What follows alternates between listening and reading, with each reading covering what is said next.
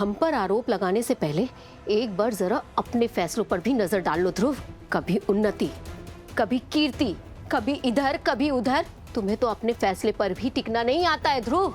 और तुम मुझे ज्ञान देने चले हो कि मैंने अपनी बेटी के लिए सही रिश्ता नहीं चुना है। एंडी से बात कर रही थी। ध्रुव, तू खड़े खड़े मेरी बातें सुन रहा था और तुझे क्या लेना देना है मैं एंडी से बात कर रही हूँ या किसी से भी? आते मुझसे सवाल जवाब करने लग गया है। स्मिता, ऐसी बात नहीं है। मैं तो बस ये पूछने आया था कि शगुन कैसा रहा। आई एम रियली सॉरी, मैं काम में बिजी था तो शगुन ठीक था ध्रुव, थैंक यू। और एंड आई वोंट अप्रिशिएट अगर तू अगली बार मेरे और मेरे होने वाले हस्बैंड की बातें ऐसे चुप चुप कर सुनेगा तो। और अब मुझे बहुत नींद आ रही है, प्लीज चला जाए। Good night. Good night.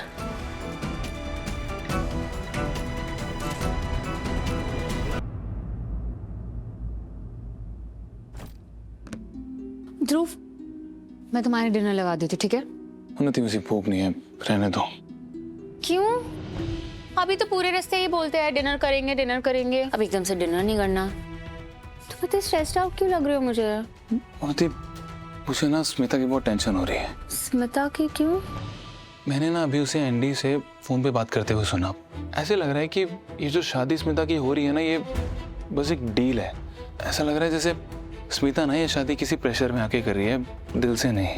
लेकिन स्मिता क्यों किसी चीज का प्रेशर लेगी? और अगर ऐसा है भी तो उसने हमसे आके क्यों नहीं बात की है? यही तो मुझे समझ में नहीं आ रहा उन्नति। स्मिता ऐसा क्यों करेगी? एंडी के बारे में दीदू और जीजू ने जितना भी बताया, उसे उतना ही पता चलता है कि उस इंसान को ना सिर्फ बिजनेस की समझ है, किसी रिश्ते या प्यार से नहीं। और उसके लिए बिजनेस जितना मायने रखता है, शादी शायद मायने नहीं रखती होगी। मुझे ठीक नहीं लग रहा। मुझे ऐसा लग रहा है कि स्मिता ना किसी प्रेशर में आके सब कर रही है। वाह ध्रुव वाह, चाची, तुमने तो अपना फैसला भी सुना दिया। तुम लोगों के हिसाब से तो बेचारी स्मिता अपनी जिंदगी का अहम फैसला भी नहीं ले सकती ना। हाँ, उसे किसी ने बहला फुसला लिया होगा, या तो फिर उसे किसी ने उसका ब्रेन वॉश किया होगा। क्योंकि तुम लोगों को तो लगता है कि स्मिता अपने लिए कोई एक लड़का भी नहीं ढूंढ सकती, है ना? चाची, ऐसी बात नहीं है। मुझे बस फिक्र है स्मिता की, मैं इसलिए बात कर रहा था उन्नति से। फिक्र? ये तो मैंने देख लिया है। तुम दोनों लोग आज स्मिता की शगुन में शामिल नहीं हुए हो।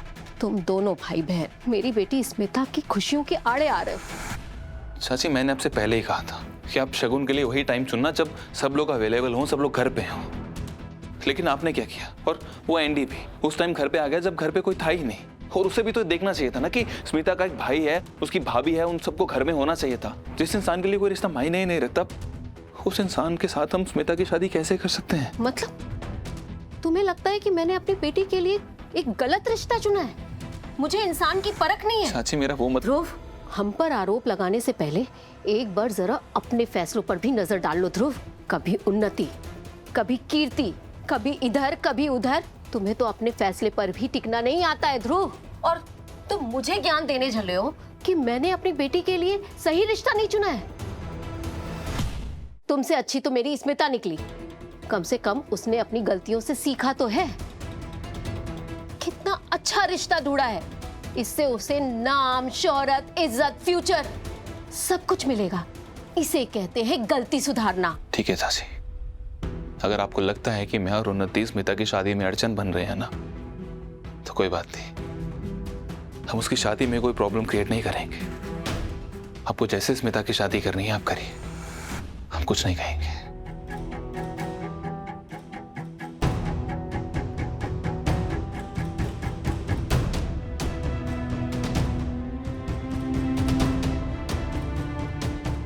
उन्नति, चाची जो भी बोल रही थी, आई एम रियली सॉरी। वो बस ऐसे ही बोल देते हैं कुछ भी। हेलो, क्या? कैसे हुआ ये सब? जी, क्या बात है, क्या हुआ? पूनम भाभी का फोन था। उन्होंने बताया कि शीत भाभी को सांप ने काट लिया और राघव भैया सीधा हॉस्पिटल लेके गए हैं उन्हें। क्या?